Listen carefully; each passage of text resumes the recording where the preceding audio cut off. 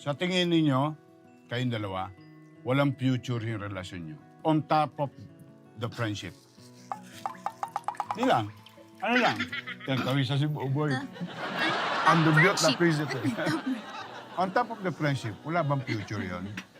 Wala kayong nakikitang ganon. Hirap na tanong, ano?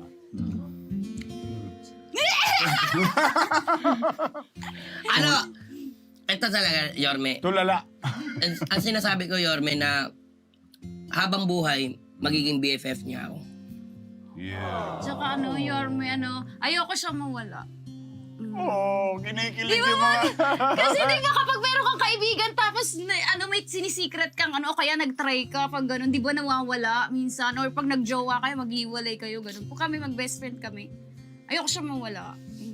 Kaya hindi kami mag-jowa. Ito lang yung Yorme Hindi kami siguro. magiging mag-jowa. Ayun pala yung sabi ko, hindi. Sabi mo nung nalasing ka. Sabi mo yun nung nalasing ka. Ano sabi niya? Niyakap mo ko, sabi niya, hindi kita magiging jowa. Pero solid kaibigan kita, number 1 BFF kita. Tanda mo yan. Sabi Ito ba niya, yung huwag ka BFF? mag-alala, hindi kita magiging jowa. Ayan yung sinabi niya.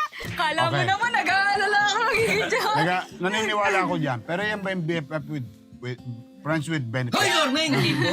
Hindi. Yeah, benefits of the doubt. Hindi pa ako tapos kung makakain na ka. Hindi yun. Wala naman. Hindi yun. Kumbaga, Yorme, katulad ng sinasabi ko, kung ano yung meron sa amin ngayon, ina-appreciate namin yun, niyakap namin yun. Walang artistang salita.